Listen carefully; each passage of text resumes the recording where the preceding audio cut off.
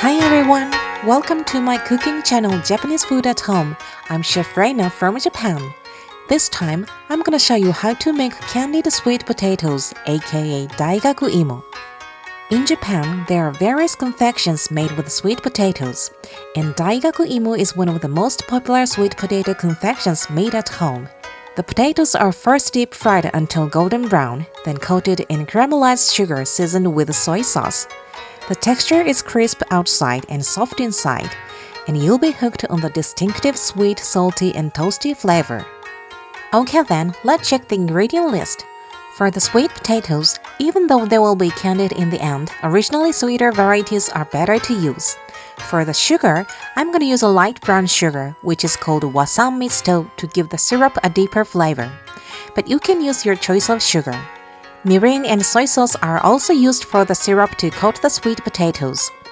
Roasted black sesame seeds are often sprinkled over the potatoes as a finishing touch for this dish, as they add a toasty flavor, crisp texture, and lovely appearance to the final product. To deep fry the potatoes, please use a neutral oil. So now, let's start by preparing the sweet potatoes.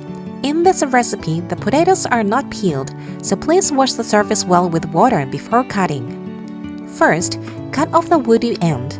Then cut the potato diagonally to make a bite-sized piece.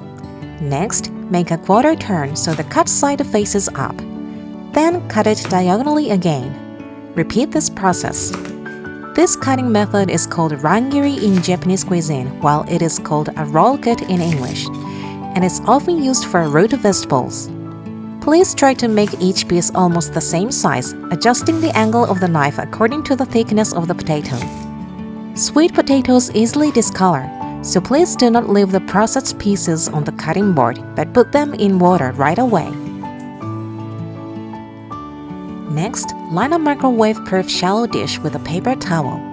Then arrange the sweet potatoes in it after draining them. To let the excess moisture evaporate efficiently during microwaving, please arrange them in one layer and do not cover them. So now, microwave them at 600 watts for 2 minutes and 30 seconds. This step helps them cook through in a shorter time when you deep fry them. Besides, the removal of the excess moisture contributes to the fluffy texture in the final product. After microwaving, let them stand and allow the steam to escape until they are cool enough to touch. In the meantime, let's start to heat the oil in a pot. We're going to cook the sweet potatoes at 170 degrees Celsius, that is approx 340 degrees Fahrenheit. But the temperature of the oil will drop down when you add the room temp potatoes, so you may want to preheat the oil to a bit higher temperature at this point. Once the oil is ready, add the sweet potatoes.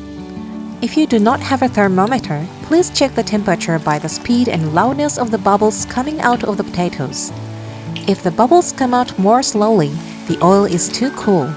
If the bubbles pop violently and the sizzling sound is much louder, the oil is too hot.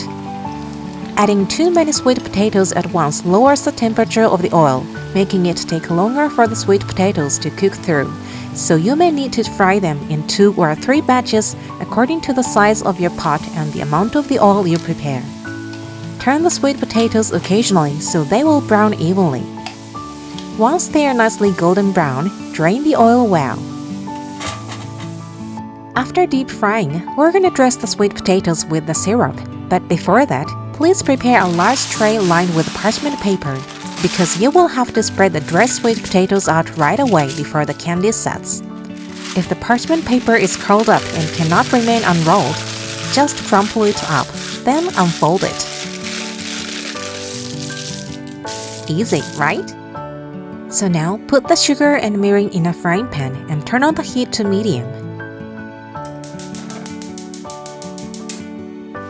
Swirl the pan occasionally and dissolve the sugar.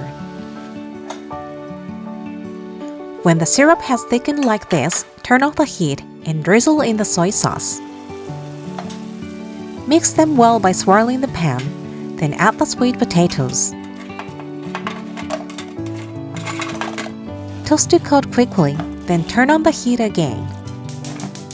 Continue to stir as needed and caramelize the syrup to your preferred bitterness. The lighter brown, the sweeter and softer. The darker brown, the more bitter and crispy. Finally, sprinkle the sesame seeds over the sweet potatoes. After that, immediately transfer them to the parchment paper and separate each piece as best you can. Please work quickly before the candy cools and sets. They are beautifully glazed and look glossy like amber, right? For your information, you can easily clean the hardened candy off the frying pan and spatula just by showering some water and letting them sit for a while. Alright, this is how to make candied sweet potatoes, aka daigaku imo. I hope you will enjoy this traditional Japanese snack at home.